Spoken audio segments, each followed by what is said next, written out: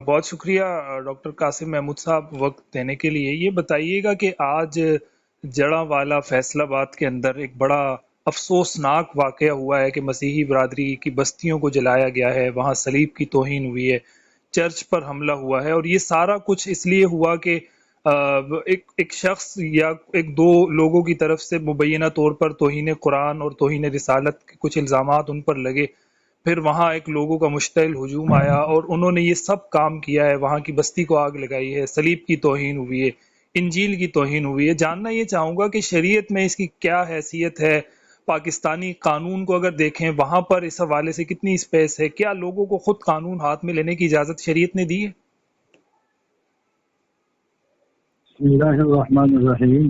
بھائی عامر، میں آپ کو ممنون ہوں کہ جب بھی ملک میں کوئی فائدہ آتا ہے یا اس طرح نازک حالات ہوتے ہیں تو آپ اس میں پیش ہو کر کے اسلامیہ نے پاکستان کی رہنمائی کے لیے آپ ملک کے زعماء کو اپنے چینل کے توسط سے سب کی رہنمائی کرنے کے لیے آپ جدوجہد کر رہے ہیں۔ بہت ہم شکریہ۔ رب الجلال سے دعا وہ ہے کہ اللہ آپ کو مزید ترقیاں دے اور یہ آمین خدمات کو اللہ قبول فرمائے۔ آمین۔ برادر، میں اس سلسلے میں یہ عرض کروں گا کہ بڑی سخت افسوس کی بات ہے، مجھے تو حیرت ہو رہی ہے کہ مسلمان اپنے دین کو بھول کر کے اور ایسے کام کرتے ہیں کہ جس سے صرف اللہ اور اللہ کے رسول کی ناراضگی نہیں ہے جی بلکہ پوری دنیا میں ہماری جگ ہنسائی ہوتی ہے۔ جی میں حیرت یہ ہے کہ اگر یہ کام بالفرض و تقدیر ہوا ہے اور انہوں نے دیدہ دانستہ قرآن کی توہین کی ہے تو اس کے رد عمل میں مسلمانوں کو یہ کام کرنا کسی زاویے سے مناسب نہیں ہے۔ ایک تو یہ ہے کہ انجیل بھی ہمارے لیے اسی طرح مقدس ہے جس طرح کہ قرآن کریم ہمارے لیے مقدس ہے، جی ہمارے ایمان کا حصہ ہے کہ ہماری ایمان اس وقت تک مکمل نہیں ہوگا جب تک کہ ہم پہلے تمام کتابوں پر ایمان نہ لائے۔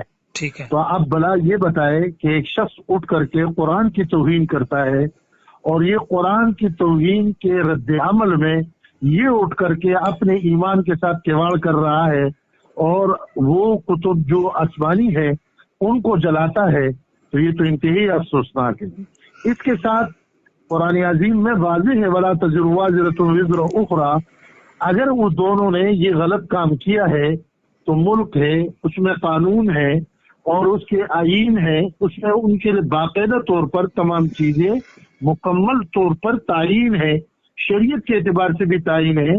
قانون ہاتھ میں لینا کسی کا بھی حق نہیں، جی یہاں تک کہ جنہوں نے یہ جرم کیا ان کے خلاف بھی ان کو حق نہیں پہنچتا۔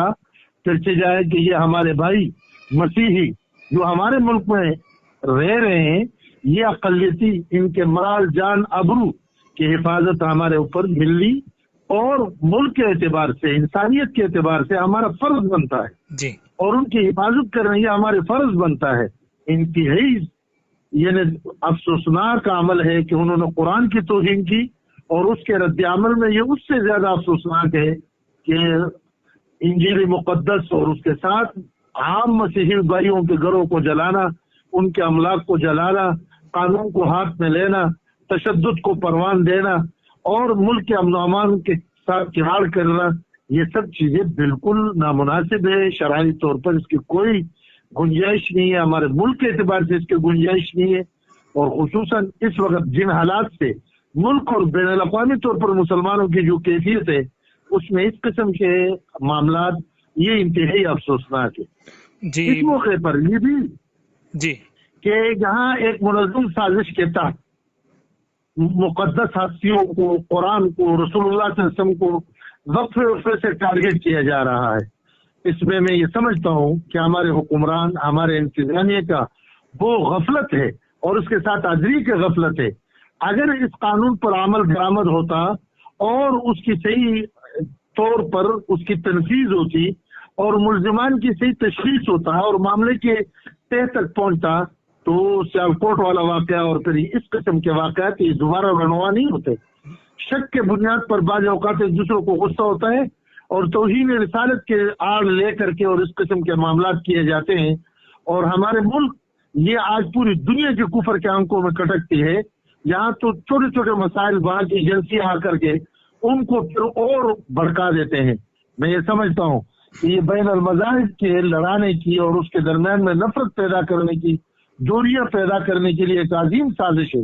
इसमें पूरे वहाँ के मुसलमानों को होश के नाखून लेने चाहिए, उलमा को अपना किरदार अदा करना चाहिए, और इसी तरह ईसाई हमारे जो भाई है उनके मजहबी पेशवाओं को इसमें पूरी तौर पर अपना किरदार अदा करना चाहिए। जो कुछ हुआ है दोनों तरफ से इंतहाई अफसोसनाक हुआ है, और इसके तदारुक के लिए मुस्बत ठोस बुनियादों पर रसूलुल्लाह सल्लल्लाहु अलैहि वसल्लम के उसरा हसन के तहत इसका हल निकालना चाहिए। और अब हमें जरूरत इस बात की है कि पूरे मुल्क में हम एक ऐसी तरकीब बना दें कि बैनल मसालिक भी यकजहती हो, बैनल ये जो हमारे जितने फिरके हैं इनमें भी यकजहती हो, और इसी तरीके पर जो मुख्तलिफ लिसानी अखाइयाँ हैं उनमें भी यकजहती हो। हमारे मुल्क किसी किस्म की अफरा तफरी के मुतहम्मिल नहीं है। इस वाक़े पर जितने भी दुख किया जाए वो कम है। हम ईसाई भाइयों को अपने भाई समझते हैं। इस मुल्क में उनके माल जान अबरू की हिफाजत या हम अपने आप से ज्यादा अजीज समझते हैं।